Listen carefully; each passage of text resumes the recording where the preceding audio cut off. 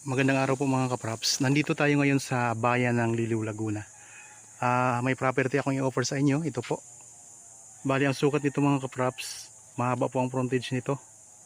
So ang sukat po nito mga kapraps ay nasa 6,000 plus square meters. Yan, mula po dito. Ito yung boundary mga kapraps. Tapos baybayin natin ang frontage nito.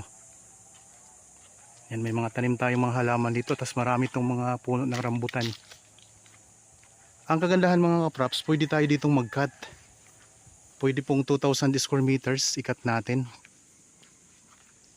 Kung gusto nyo pong malaman ang buong description nitong property, ang complete na description, basahin nyo lang po ang description box. Nandyan po lahat ng mga detalye. Meron na ditong linya ng kuryente at saka tubig mga kapraps. Tapos itong lugar na ito, itong area na ito ay malapit na lang din po sa bayan ng Pila. Kasi ang Liliw at saka Pila, may mga barangay po na magkatabi na. So itong property ay nandito po sa barangay Daniw. Yan, dami ng mga bulaklak ng mga rambutan. Itong direksyon na to, papunta po ito sa town proper ng Pila. Pwede tayong dumaan din dito papuntang Nagcarlan, papuntang Liliw. Tapos dito naman sa kabila mga kapraps, ito naman po ay papunta naman sa Nagcarlan din. Pwede rin tayong dumaan dito at sa Liliw. Ako nga po pala si Buds, ang inyong laging kasama para sa virtual viewing sa mga property na i-offer namin. Okay, habang kayo po ay nagpapahinga at nagre-relax dyan sa inyong bahay, samahan nyo po ako, ikutin natin tong property. Ang sukat nga po ay mahigit 6,000 square meters, pero pwede tayong mag-cut ng 2,000 square meters mga kapraps. Ang mga tanim dito sa loob, ayan, ang dami pong mga rambutan, oh. May mga bulaklak na rin yan. Tapos may mga lansones po tayo. Ito may tanim din po na puno. Hindi ko lang po alam kung anong puno ito mga kapraps, oh. Kung alam nyo po, kung kilala nyo po yung punong yan, i-comment nyo lang po dyan sa comment section para malaman din po namin mga kapraps. Yan, lapitan ko lang ha. Ito. Yan, anong puno po ito? Paki-comment na lang po. Patag ang lupa at pantay po siya sa kalsada. Di na kailangang tambakan. Tahimik ang lugar. Maaliwalas din po ang klima dito mga kapraps sa bayan ng Liliw. Yan, dito ako ngayon sa may gitnang bahagi ng property. Iikot ko lang po ang camera.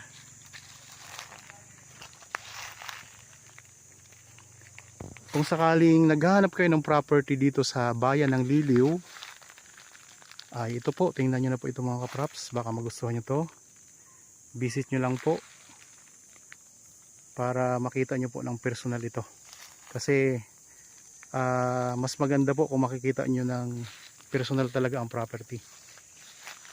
Pero sa akin naman po, itong mga video na pinopost ko dito, kung ano talagang napapanood nyo dyan, pagpunta nyo doon sa property mga kapraps, yun na talaga yun. Wala po yung edit mga kapraps.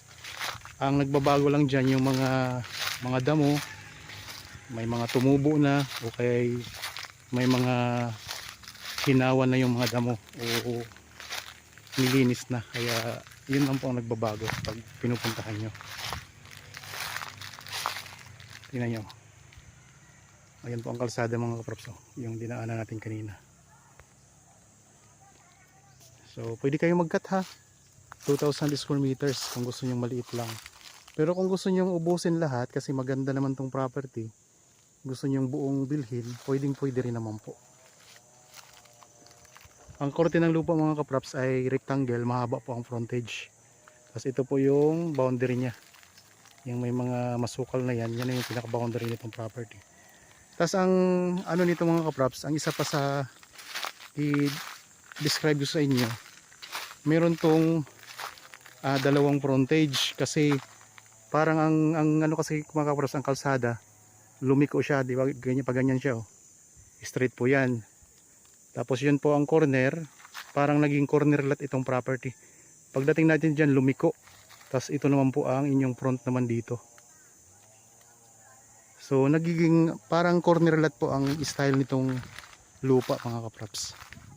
Tas dito naman po sa gilid, meron din siyang kalsada. May corner din po siya dito.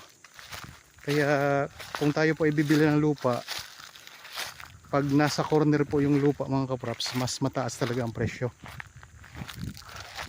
Pero ito, nakikita nyo naman po ang presyo nito mga kaprops. Mura lang, affordable lang po yan. At ito po ay malapit na rin sa mismong bayan ng Pila. Mas malapit ito sa bayan ng Pila, Laguna mga kaprops, kaysa bayan na nakakasakop nito, yung Liliw. Ang distansya kasi nito sa Pila ay nasa 10 minuto lang. So mararating na natin yung palengke, Jollibee, McDo. Tapos may itatayo na rin pong hospital dito sa o doon sa bayan ng Pila mga kaprops. Yan, ang daming rambutan dito.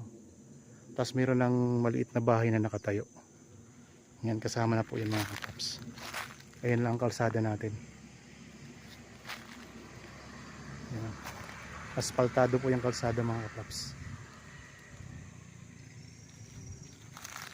Okay, balik tayo doon sa labas ng kalsada. Ipakita ko lang yung sinasabi ko kanina sa inyo na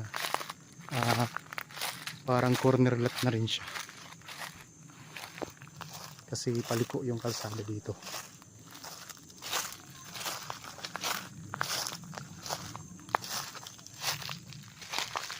Sa mga viewers natin ngayon na nanonood, kung kayo po ay may mga property na gustong ibenta at di nyo pa po hanggang ngayon hanapan ng buyer, baka matulungan namin kayo. Kontakin nyo lang po kami para mabisita namin ang inyong property na binibenta at nang sa ganun mahanapan po natin ng buyer mga kaprops. Okay, balik tayo dito sa kalsada. Pakita ko lang yung binanggit ko kanina na corner. So kung kaya nyo pong bilhin ng buo, mas maganda mga kaprops, para di na namin nahanapan ng mga iba pang buyer. Ayun, ito yung sinasabi kong lumiko tayo dito. Ayan ang linya ng kuryente. Yan, ito yung paliko mga kaprops. Yan ang pinaka corner. Tapos itong direksyon na to papunta na po yan sa bayan ng Pila. At saka pwede rin tayong dumaan dito sa papuntang Nagkarlan at saka Liliw. Ayan mga kaprops. Yan, corner. So diretso po doon. Tapos dito, yan, lumiko tayo dito. Kaya nagiging corner ito. Ito yung pinaka corner mga kaprops ng property.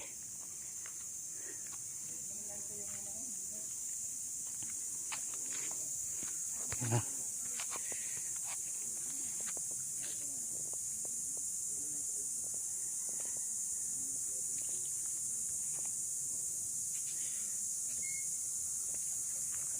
Okay mga kaprops, balik tayo doon sa loob.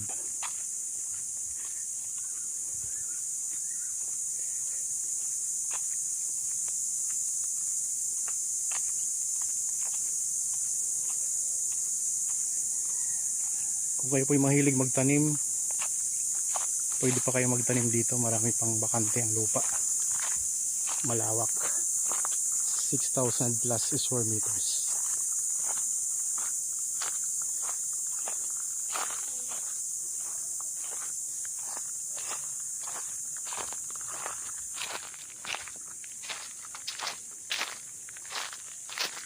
Puro mga rambutan at lansones. Meron din namang mga niyog na pailan-ilan.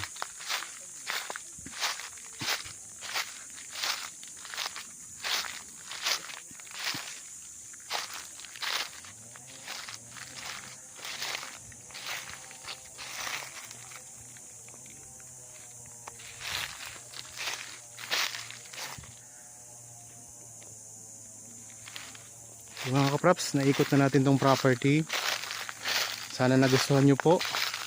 Para sa mga bago pa lang sa aking channel at napadaan lang dito sa aking channel, huwag nyo pong kalimutang mag-subscribe at pindutin na rin po ang notification bell para maging updated kayo sa mga bagong property na i-offer namin. Maraming salamat po. Lagi tayong mag-iingat at God bless po sa ating lahat mga kaprops.